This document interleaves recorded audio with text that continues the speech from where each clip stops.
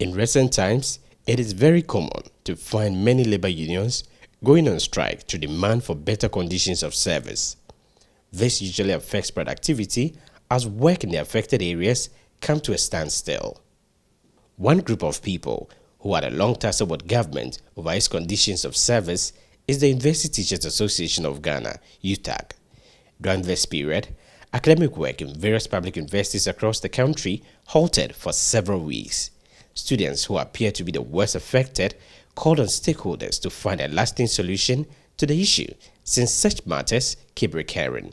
As the matter was subsequently resolved and lectures returned to the classrooms, Asantehene, who doubles as the Chancellor of KNUST, has described the development as unfortunate.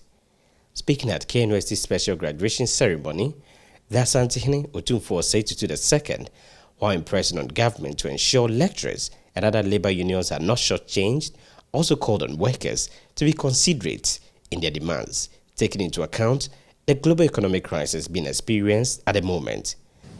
I urge the government to continue to ensure that equity is manifestly done and the citizenry fully assured and satisfied.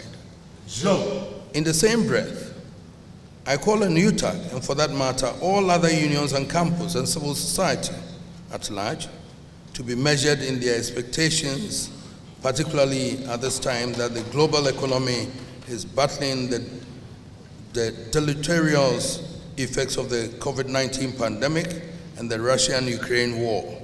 But I know that resources are always limited, and therefore, we cannot have what we want all the time. I hope and pray that dialogue, goodwill, and trust, which are essential ingredients in resolving conflicts, will be applied effectively in all future negotiations between labor unions and government in order to avoid such prolonged strikes. The COVID-19 pandemic has already created a dent in the academic calendar, and we do not want to see labor unrest deepening this dent. The Asantehene also expressed excitement over government's decision to resume construction works on the KNUST Teaching Hospital project, which was abandoned for over a decade.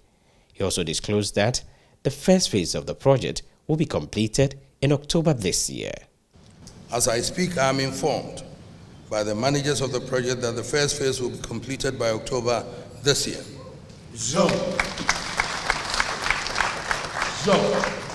What is gratifying about this project is that it will not only provide healthcare services, but will also serve as a teaching, research, and training facility for health and allied professionals required for efficient health service delivery in the country and beyond.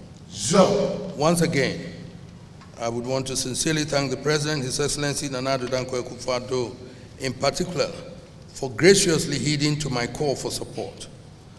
I would also like to thank the President and his government for making the necessary provisions for the second phase of the project in this year's budget. In the wake of the unemployment situation being experienced in the country, the Asantehene urged the graduates to think outside the box to also venture into entrepreneurship in order for job opportunities to be opened to them. Meanwhile, the Chancellor of the Ghana Baptist University College, Reverend Dr. Ernest Edujemfi, who spoke at the institution's 13th congregation, called on the government to support private universities. The effect of COVID-19 has had tremendous effect on all facets of life in this country and across the world.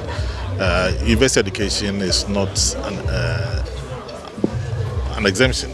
So our university has gone through its own challenges in terms of the ability of students even to pay their fees because parents are struggling, the ability to raise the needed money, and then even from the church, most people have been affected, so the giving to the church for us to be able to support the university hasn't been what it is.